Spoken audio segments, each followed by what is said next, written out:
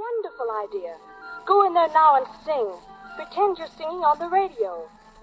The mic's dead. Did you know? Yeah, too bad about Mike. I couldn't do that, though. I might get germs on our mic. She said you should practice so you won't be afraid anymore. Oh, dear, I just remembered. What? The studio door's locked. Let me see. Spirit. Yes, Eddie? It's locked, all right. Too bad. But I have a key. You see, all guides have to carry keys. Then what are you waiting for? Just turn on the radio. Yeah. What am I waiting for? So long, Eddie. What do you mean, so long? Just so long. I'll see you around. Yeah. Now, where are those keys? Oh, here we are. me. Hello, Mike. Made me faint once, didn't you? Think you're pretty wise, don't you? I'll show you. Nah, just sit back and listen. That's Charlie Standish playing. And I'm going to sing. It seems to me I've heard that song before. It's from an old familiar score. I know it well, that melody.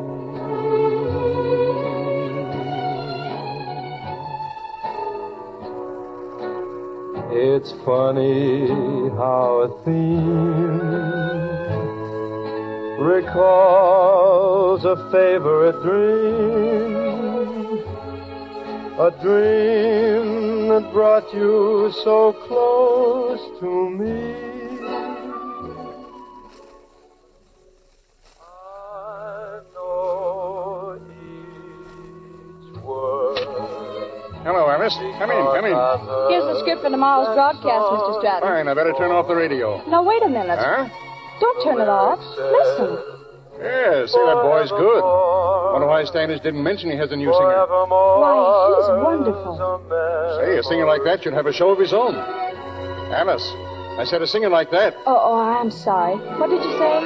Nothing. Look here, young lady. I can see if we're going to get any work done, we better shut the radio off right now. I should say so. Oh, Miss Armitage. Yes, Mr. Stratton. Remind me to tell Charlie Standish to use this singer again. I heard that lovely song before.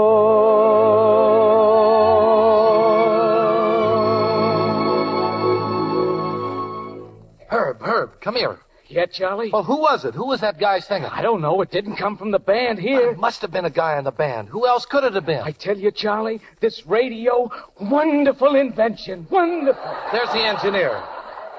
Ernie, what goes here? It's haunted. The whole joint's haunted. Yeah, but that guy was great. So was Superman, but he just don't exist. How can you say he don't exist? A singing gremlin. That's what it was, a singing gremlin.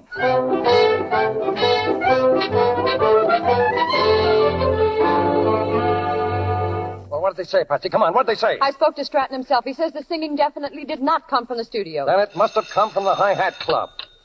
Hello? Yes, this is Hackett. Now, look, Jack, fun is fun. Did that voice come from your club or didn't it? But we just spoke to Stratton. Okay, call me back. Bye. Patsy. Yeah. That was Jack McIntyre. He owns the Hi-Hat Club. He swears the voice didn't come from there. Yeah. And Stratton swears it didn't come from the studio. Yeah. But the voice, whoever he is, whatever he is great. Sensational. I'll say he is. And that means Standish is going to knock himself out trying to find him and sign him up. But not if you can help it. Right, not if I can help it. Here, Patsy, take this down. It's got to go at the top of tomorrow's column. Shoot. A sensational singer was heard last night on the Charlie Standish broadcast. If, capital I, capital F, if Charlie can deliver the same singer on his next broadcast, I, Marty Hackett, will make a public apology for all the true things I've said about Charlie, and furthermore will give $1,000 to any charity Standish should name, excepting, of course, Charlie Standish. That's a lot of dough, Marty. I know it. Now, Patsy, let's see him deliver the Phantom Troubadour.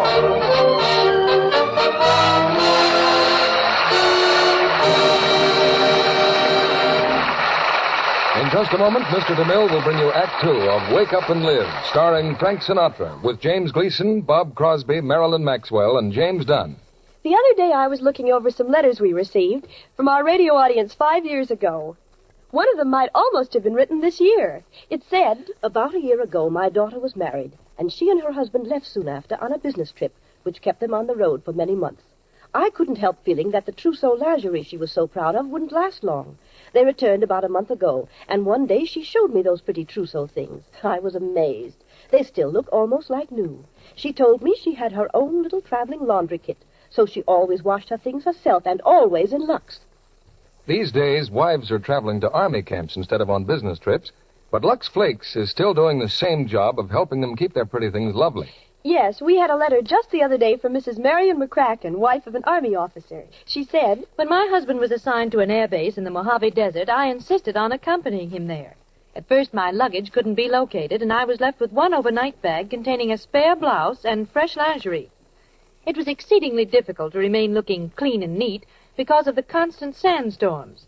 But my intelligent husband bought a box of Lux Flakes at the Post Exchange for me. And since I was able to borrow an electric iron, I was at least dressed respectably. I rinsed my rayon stockings, lingerie, and blouses with Lux Flakes every night, and they kept everything looking fresh and new." "Yes, actual tests prove Lux Care keeps undies lovely 3 times longer. Don't risk harsh wash day methods. Remember, your undies will lead a long life if they lead a Lux life." Now, our producer, Mr. DeMille. Act 2 of Wake Up and Live, starring Frank Sinatra as Eddie, with Bob Crosby as Charlie Standish, Jimmy Gleason as Marty Hackett, Marilyn Maxwell as Alice Huntley, and James Dunn as Steve.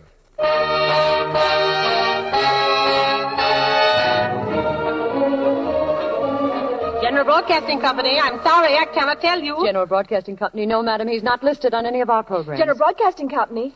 Well, I've been trying to find out myself for the last 2 hours, and frankly, madam, it's driving me nuts. Sorry. Sorry. General Broadcasting Company has been flooded with excited calls. Who is the sensational new singer with the Charlie Standish Band? 2 days have gone by, and the mystery is just as deep as ever. Even Eddie Kane hasn't the slightest idea that the microphone he so bravely faced was the one that sent his voice across the nation. In the office of B.J. Stratton, Charlie Standish glumly listens to the daily broadcast by Marty Hackett. Extra, extra, extra. Charlie Standish is in hot water, and I don't mean that he's taking a bath. Who is this phantom troubadour? Charlie won't tell because he simply doesn't know. Here's what happened. During Charlie's broadcast, some wires were crossed, and the unknown voice from an unknown source came through accidentally. Meanwhile, the fan mail, the phone calls, the telegrams continue to pour into General Broadcasting, whose worried general That's enough. manager... Turn it off, Charlie. Good old Marty. There's a man after my own heart with a knife. There's only one way to get Marty to lay off, Charlie, and you know it. Yeah, I know. You've just got to tell us who the singer is. Well, I can't tell you who he is or where he is, but I'll make you a promise, B.J. Tomorrow night, when I go on the air again from the Hi-Hat Club, I'll have the Phantom Troubadour there. What?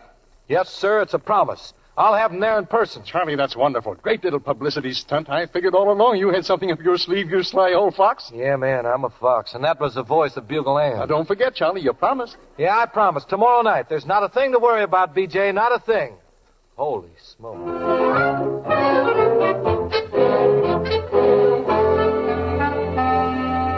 Ladies and gentlemen, after promising that he would deliver the Phantom Troubadour tonight, poor old Charlie Standish did it again. What a fiasco.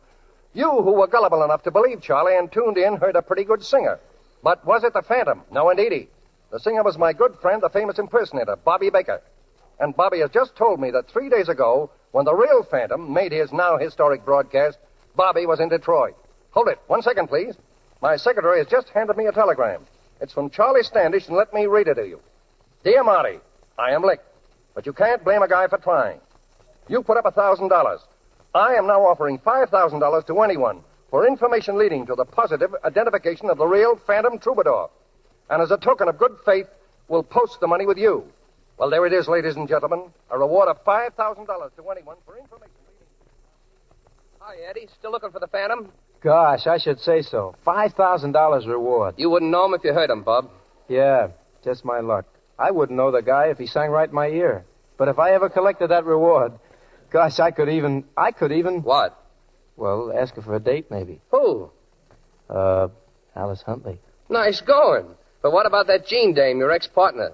No, I can see now that all the time we're in vaudeville, she was just a real part of the act. And she's got a swell job now on Long Island. And a new boyfriend, Gus Avery. Yeah, I know. She told me. Say, too bad about Alice, ain't it? They're taking her show off the air. No, they can't do that. Why, she's great. She's wonderful. I know. Have you ever seen her eyes, Steve? Gosh, and her ears? And her nose? Maybe they're just saving her for television. Yeah. Huh? Look, why don't you run down the hall and see her? She's sort of broken up, and she could stand a few words of comfort. From me? Why not? Go on, kid. Get going. Come in. Oh, Eddie. I just heard about what happened. Gee. Well, my sponsors decided that my Wake Up and Live programs were only putting people to sleep. They were not. They were great. Say, you shouldn't give up. Remember your own words. Put doubt and fear upon the shelf and seek the strength that's in yourself. You do remember, don't you? Sure. And I remember, wake up and live. Be strong, and keep in mind my little song. Wake up and live. If Lady Luck is yawning, up on your toes. Well, Eddie, don't stop, Eddie. Why, you've got a wonderful voice. Thanks. I used to be in vaudeville. Really? Sure, just small time, though. Say, what's that thing? This? Yeah.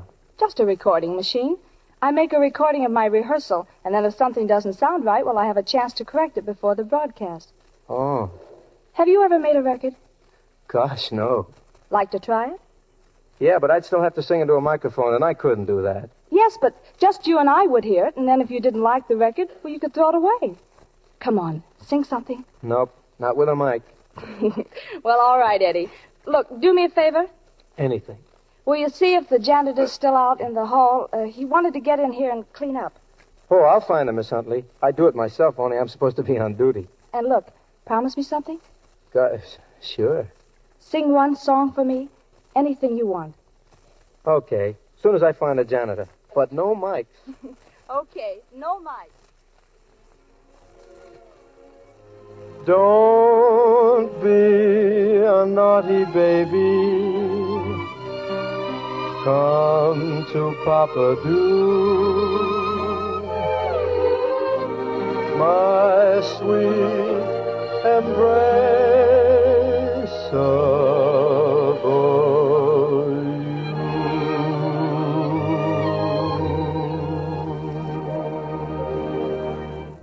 Well, Charlie, do you believe me now? Well, that's the Phantom, all right, but where on earth did you get this record of his voice? Never you mind. I gotta know, Alice. You know Marty Hackett. He'd do anything to cross me up on this. Look, let me have the story just so I can protect myself. Well, the Phantom is scared stiff of microphones. He sang this song for me, but he didn't know I was recording it. Wonderful. Oh, but I feel I've cheated him somehow, not letting him know. And so I want him to get the $5,000. I don't want it. Now, wait a minute, honey. I can't give away $5,000 until he sings on my program again. And I can arrange that tonight. Oh, that's swell. Now, who is he and what's his name? That can wait, Charlie. I've got another surprise. The Phantom will sing on your show, but he can't go to the Hi-Hat Club, and he can't broadcast from a studio. What's this?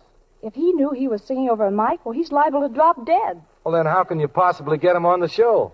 Listen, you know the engineer who used to work on my show, George Bartlett? Yeah? Well, George has rigged up all the apparatus necessary in my apartment. Yeah, all the apparatus except the Phantom. Don't worry. The Phantom will be there.